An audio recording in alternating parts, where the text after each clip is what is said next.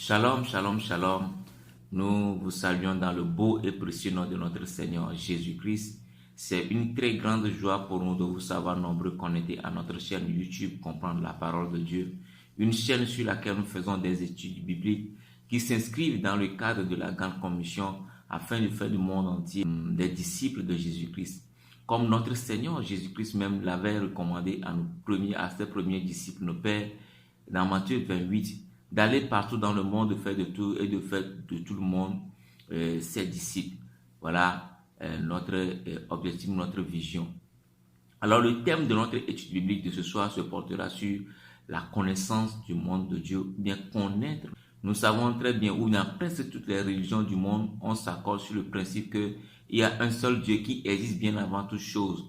Alors si toutes les religions, ou bien presque toutes les religions du monde sont d'accord sur le fait, sur le principe qu'il y a un Dieu qui existait bien avant notre monde, cela veut dire que le Dieu là a un monde, et c'est ce monde que nous allons chercher à connaître, c'est ce monde que nous allons chercher à comprendre, afin de pouvoir mieux comprendre la vision de Dieu pour notre existence.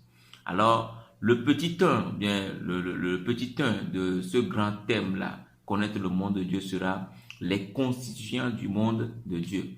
Les constituants du monde de Dieu. Le thème général, c'est connaître le monde de Dieu, ou bien la connaissance du monde de Dieu. Et le petit 1, le petit thème, ou bien le sous-thème de ce thème-là, de ce grand thème-là, c'est voir quels sont les éléments, quelles sont les personnes, quelles sont les entités, quels sont l'ensemble des choses qui existent dans ce monde-là, bien avant le monde des cieux et de la terre. Alors très rapidement, nous allons aller dans la Bible, nous allons voir quelque chose dans Genèse 1, le verset 1 qui nous dit ceci. Au commencement, Dieu créa les cieux et la terre. Alors nous voyons deux choses, le ciel, les cieux et la terre et Dieu. Donc, bien avant le monde des cieux et de la terre, Dieu existait. Et c'est Dieu qui a posé le fondement. C'est Dieu qui a donné un commencement. C'est Dieu qui a donné une origine, une source au monde des cieux et de la terre. Et si donc Dieu n'existait pas bien avant le monde des cieux et de la terre, alors ce ne serait plus lui qui créerait Qui créerait le monde des cieux et de la terre. Alors ce seul verset nous dit tout simplement que Dieu existait bien avant le monde des cieux et de la terre. Nous allons voir encore un autre verset dans la Bible, dans Jean le 17, verset 14. Jean 17, verset 14, qui nous dit ceci. C'est Jésus-Christ qui est en train de parler, c'est une prière de Jésus-Christ avec ses disciples. Il est en train de dire ceci. Père, je veux que là où je suis, ce que tu m'as donné, soit aussi avec moi, afin qu'ils voient ma gloire. La gloire que tu m'as donnée parce que tu m'as aimé avant la fondation du monde. Ici, nous soulignons avant la fondation du monde. Avant la fondation du monde, avant l'origine des cieux et de la terre, avant notre existence, avant notre monde, Jésus-Christ est en train de dire à Dieu ici qu'il l'aimait bien avant. Donc, ce qui veut dire que Jésus-Christ, ce qui veut dire que Dieu existait aussi. Dieu existait bien avant le monde des cieux et de la terre. Ça, c'est un témoignage de Jésus-Christ. Donc, Dieu existait bien avant le monde des cieux et de la terre. Alors, nous voyons du coup que la première personne qui existait dans ce monde de Dieu, bien avant le monde des cieux et de la terre, c'est Dieu lui-même. Et dans le même verset de Jean 17, verset 24, nous allons voir la seconde personne qui existait bien avant le monde des cieux et de la terre, c'est Jésus-Christ. Il dit ici, afin qu'il voie ma gloire, la gloire que tu m'as donnée parce que tu m'as aimé avant la fondation du monde. Alors nous voyons que bien avant la fondation du monde, Jésus-Christ aussi existait. Alors Dieu l'avait aimé. Donc dans ce monde-là, il y a déjà encore une vie, une relation qui existait entre quoi? Qui existait entre Dieu et Jésus-Christ. Nous reviendrons en détail pour voir en plus en profondeur chaque constituant du monde de Dieu pour pouvoir mieux comprendre. Nous allons voir également que Jésus, nous venons de dire que la seconde personne qui existait dans ce monde de Dieu bien avant le monde des cieux et de la terre, c'est Jésus-Christ. Nous allons voir également dans un autre verset, un autre constituant, un autre personnage qui existait bien avant le monde des cieux et de la terre. Nous allons voir ici l'Esprit Saint. Nous allons voir l'Esprit Saint. Nous allons voir Genèse 2, Genèse 1, verset 2 qui nous dit ceci. La terre était informe et vide. Il y avait des ténèbres à la surface de la Bible et l'Esprit de Dieu se mouvait au-dessus des eaux. Et l'Esprit de Dieu, nous soulignons, et l'Esprit de Dieu.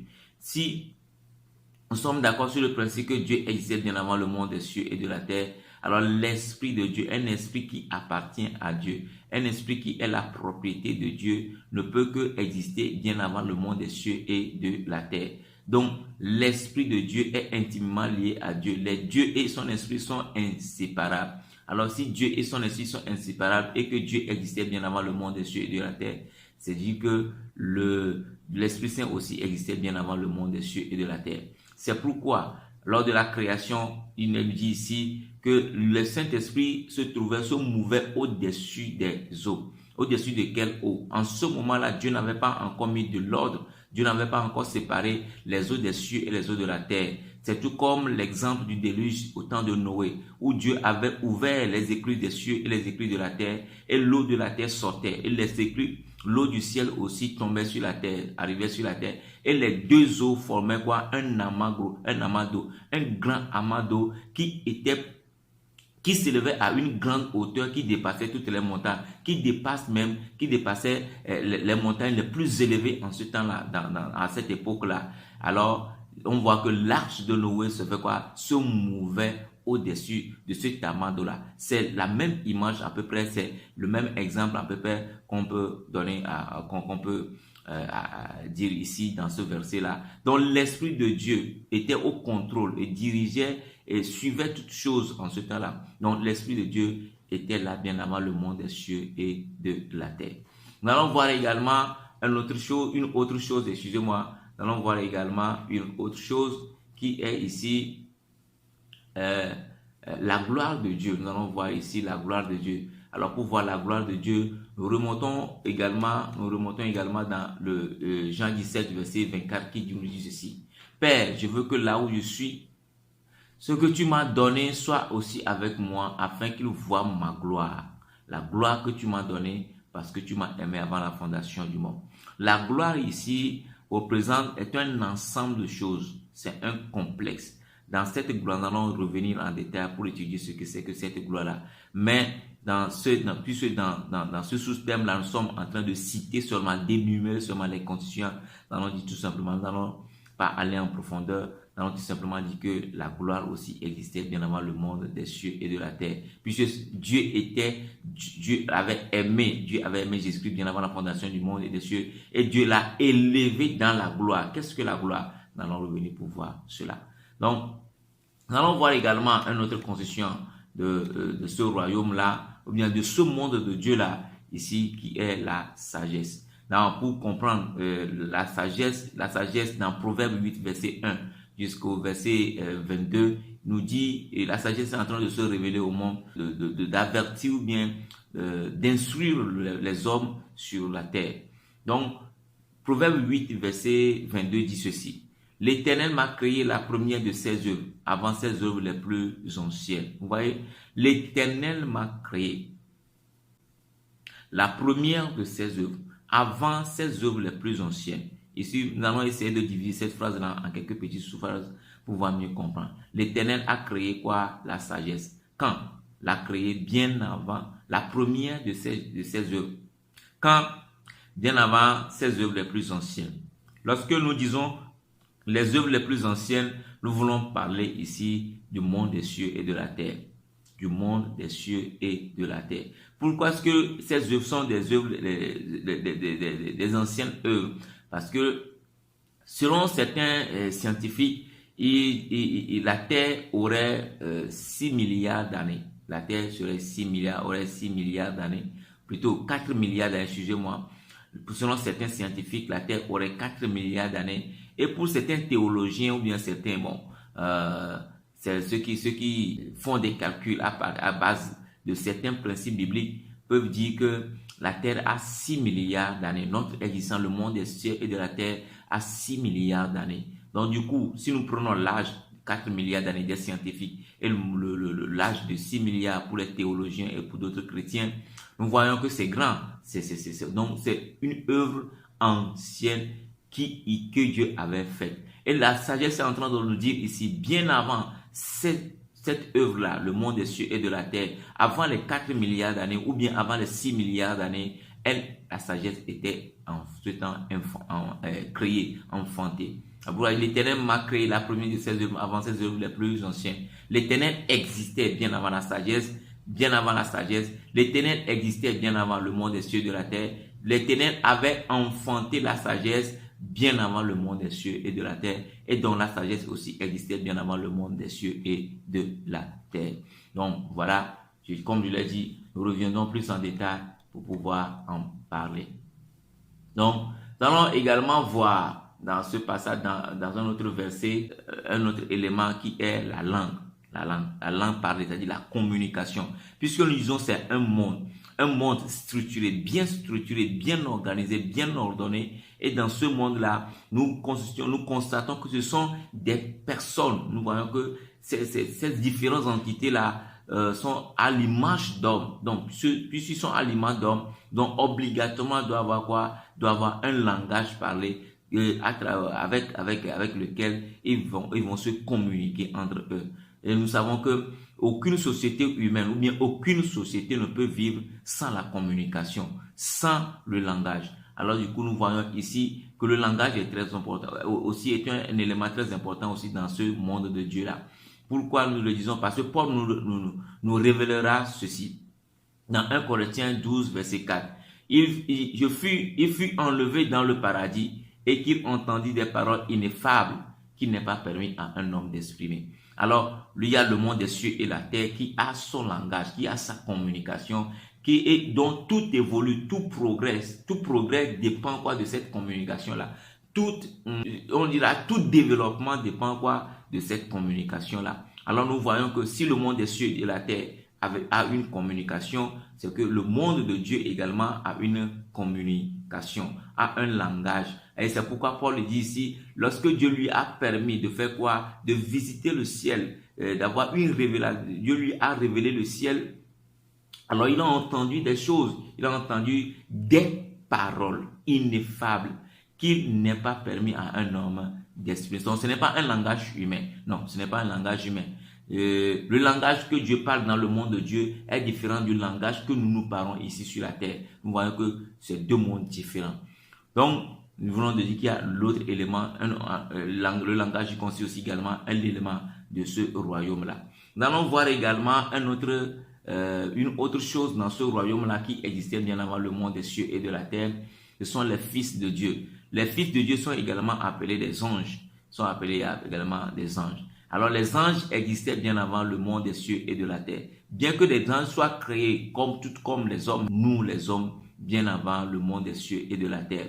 Et nous allons voir quelque chose dans Genèse 6, verset 2 dit, les fils de Dieu, c'est-à-dire que les anges, virent que les filles des hommes étaient belles et ils en prirent pour femmes parmi toutes celles qu'ils choisirent. Alors nous voyons que les anges étaient descendus, les anges déchus, ici qui sont les compagnons de Satan qui étaient déchus, qui étaient vaincus dans le ciel, sont venus sur la terre pour prendre en mariage des filles de l'homme, ce que Dieu n'a pas permis, qui était une violation des droits des droits de Dieu, de la loi de Dieu. Et voilà. Donc nous allons voir également quelque chose dans Job 1, verset 6. Il dit, or les fils de Dieu vinrent un jour se présenter devant l'Éternel et Satan vint aussi au milieu d'eux. Donc les fils de Dieu qui étaient restés fidèles à Dieu, les anges qui étaient restés fidèles à Dieu, étaient en réunion avec le Tout-Puissant, avec le Dieu. Et voilà, Satan aussi, qui était un ange, qui était aussi également un fils de Dieu, avait participé, avait pris part aussi à cette rencontre-là. Alors nous voyons que les anges existaient bien avant aussi le monde des cieux et de la terre. Donc, et nous voyons que lorsque tout passera, lorsque le ciel passera, la terre passera, les anges continueront toujours pas à exister dans le monde de Dieu. Puisque Jésus-Christ le dira en Luc 12, verset 9, en disant, mais celui qui me réunira devant les hommes sera renié devant les anges de Dieu. Mais celui qui me reniera devant les hommes sera renié devant les anges de Dieu. Cela veut dire tout simplement que après toute chose, lorsque tu renies Jésus sur cette terre, dans le monde de Dieu, tu n'auras même pas accès dans ce monde-là. Parce que Jésus-Christ dira à ses anges, cette personne-là n'a pas accès et parce qu'il m'a renié sur la terre, donc moi aussi je le renie dans le ciel, dans le monde de mon Père, dans le monde de Dieu. Donc du coup, nous voyons que ils existeront également après que Dieu ait tout détruit sur la terre. Nous avions déjà parlé de cette gloire. Nous allons également parler d'un autre élément dans le monde de Dieu. Tout ce que nous voyons sur cette terre, c'est à l'image du ciel et de la terre. Tout comme Dieu avait donné quoi? Un modèle à Moïse, un modèle à David. Alors, ce n'est qu'un modèle. Toutes ces choses-là sont également dans le même d'une manière plus parfaite, d'une manière plus... Le salut est à notre Dieu qui est assis sur le trône. Dieu qui existait bien avant le monde des cieux et de la terre est assis sur son trône. C'est-à-dire que dans le monde de Dieu et des cieux et de la terre, Dieu est un roi qui a un trône sur lequel il s'assied. Nous reviendrons en détail. Nous voyons également dans ce monde qu'il y a un caractère ou bien des caractères qui sont développés, par lesquels les hommes, bien les entités ou bien les conscients de ce monde-là sont déterminés. Donc du coup, nous voyons que les caractères là sont plus en relation avec quoi? Avec la nature de Dieu, avec l'essence même de Dieu. Tel que Dieu est, ainsi sera, ainsi ce sont ces caractères que toutes les entités ou bien toutes les personnes ou bien voilà, tous les conscients du monde de Dieu là auront. Donc du coup, nous irons voir également ces caractères-là. Les activités, nous n'irons pas dans le royaume, ou bien le royaume de Dieu n'existe pas comme inactif. Le monde là n'est pas inactif, c'est un monde bien organisé, bien structuré, dans lequel nous avons déjà un langage, une communication. Et du coup, nous voyons qu'il y aura quoi? Il y aura des activités dans le monde de Dieu. Déjà, bien avant notre monde d'existence des cieux et de la terre, le monde là existait, fonctionnait. Le monde là était en activité, était en fonction. Donc, nous vous disons que le monde là aussi sera en activité. Et quelles sont les activités ou bien qu'est-ce que nous pouvons voir dans cette partie-là? Apocalypse 7, verset 15 dit: c'est pour ceux-là qui sont devant le trône de Dieu et le servent jour et nuit dans son temple. Cela veut dire tout simplement que bien après notre résurrection et après notre rentrée, ou bien notre entrée dans le monde de Dieu, nous irons là-bas maintenant faire quoi? Servir notre Dieu. Comme les anges le servaient déjà bien avant la fondation du monde des cieux et de la terre. Les anges le servaient. Nous avons à l'exemple l'ange Michel, l'ange Gabriel. Nous avons d'autres types d'anges qui étaient dans la louange, dans l'adoration, des anges qui étaient au service de Dieu vers les hommes, pour les hommes. Voilà, toute une organisation dans ce monde-là. Alors nous disons que c'est un royaume, nous disons que c'est un monde où il y a à faire, donc nous irons servir. Donc nous dirons également un autre élément ou bien d'autres éléments dans ce monde-là, c'est-à-dire les demeures. Il y a ici Jean 14, verset 2. Il y a plusieurs demeures dans la maison de mon Père. Si cela n'était pas, je vous l'aurais dit. Je vais vous préparer une place. Donc ce qui dit que dans la maison de Dieu, bien dans le monde de Dieu, il y a différentes demeures, différentes villes, différentes maisons, différentes places où nous irons occuper. Ces places-là sont déjà là. Jésus-Christ est parti les préparer pour nous. Alors, il y a ces places-là. Il y a les anges qui occupent déjà une partie de ces places-là. Et le reste de ces places, de cette demeure, de cette ville, de toute cette structure-là, nous, les hommes qui auront part à ce monde-là, nous irons faire quoi? Les occuper. Alors, rendez-vous au ciel pour occuper ces différentes places-là. Alors, nous allons voir aussi des corps célestes. Des corps célestes. La Bible nous dit ici, en 1 Corinthiens 15, verset 40, il y a aussi des corps célestes et des corps terrestres. Mais autre est l'éclat des corps célestes, ou autre celui des corps terrestres. Alors si nous disons que le monde de Dieu existait bien avant le monde des cieux et de la terre, que Dieu vit dans un monde, cela veut dire tout simplement qu'il y aura des corps dans ce monde-là. Lorsque la Bible nous parle ici des corps célestes, ce ne sont pas des corps célestes dans le monde de Dieu, ce sont des corps célestes dans le monde de la terre, du monde des cieux et de la terre. Et puisque le monde de Dieu est éloigné, différent du monde des cieux et de la terre, tout comme le ciel est différent, éloigné de la terre. Et donc, nous disons que tous les éléments, ou bien toutes les choses qui seront dans ce monde-là, seront plus éclatants, seront plus lumineuses, seront plus importantes, valorisées plus que les choses qui sont dans ce monde des cieux et de la terre. Alors, du coup, voyons cela. Nous irons voir toutes ces choses-là après la résurrection, après notre résurrection.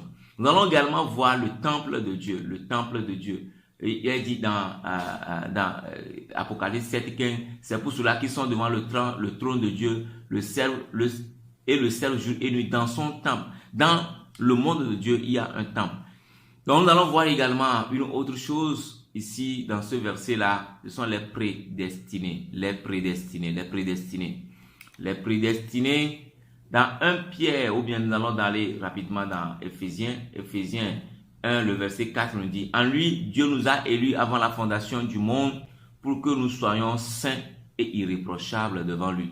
Bien avant la fondation du monde, des cieux et de la terre. Nous soulignons cette partie-là, avant la fondation du monde. Dieu nous a élus. Cela veut dire tout simplement que bien que nous n'étions pas encore physiquement, matériellement représentatifs dans le monde de Dieu là, nous étions dans la pensée de Dieu. Nous vivons dans la pensée de Dieu. Et Dieu avait déjà prévu notre destinée. Et notre destinée doit être à l'image de Jésus-Christ. Alors nous pouvons dire que nous existons dans la pensée de manière fictive, de manière immatérielle, dans la pensée de Dieu, bien avant le monde des cieux et de la terre.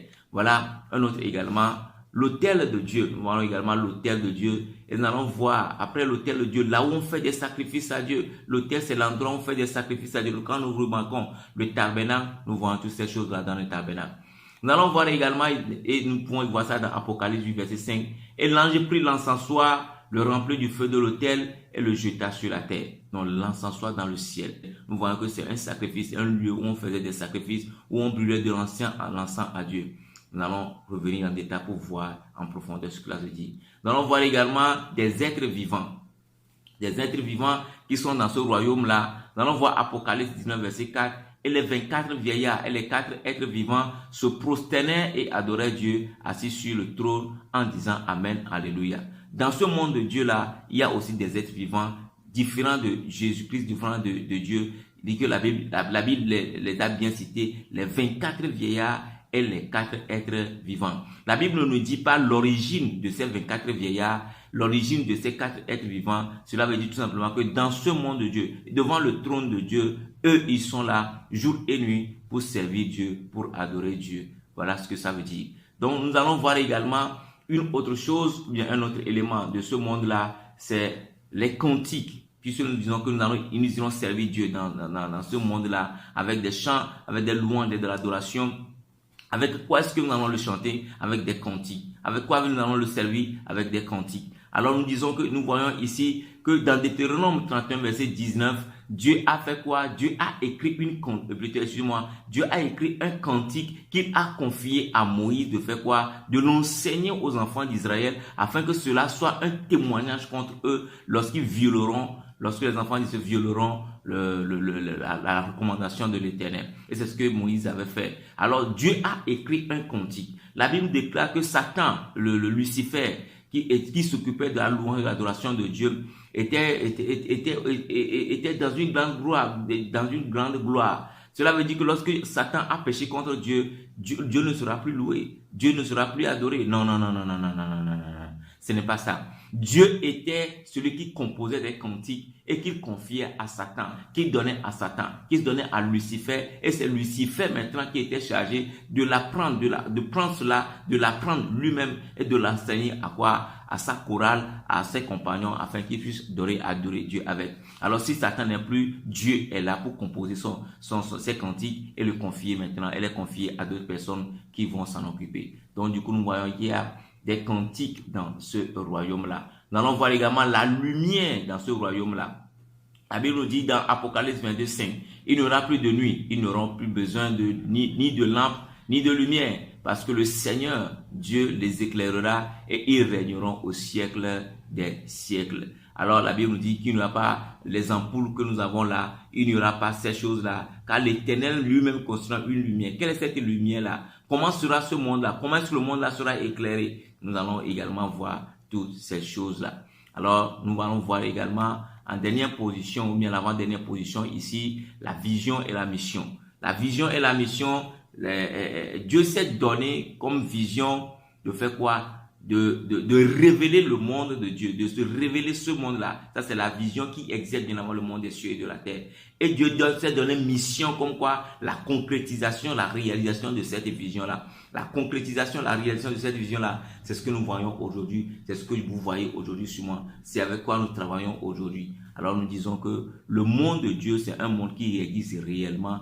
Un jour, nous irons découvrir ce monde-là. Et comme nous venons de le dire, nous sommes à la fin de cette étude biblique de ce soir, dont le grand thème est connaître le monde de Dieu et le sous-thème, les constituants du monde de Dieu. Dans ce petit sous-thème, nous avons seulement énuméré, cité les constituants de ce monde-là. Et dans le petit 2 à venir, nous allons faire quoi? Nous allons rentrer plus en détail pour développer chaque partie, chaque constituant. Et en troisième partie, nous allons voir les rapports ou bien les relations qui existent entre les différents constituants de ce monde de Dieu-là. Merci. Et si Christ ne revenait pas, nous allons nous voir très bientôt pour la seconde partie de notre étude biblique. Soyez bénis partout où vous vous trouvez et que le Seigneur soit avec nous et vous au nom de notre Seigneur Jésus-Christ. Amen.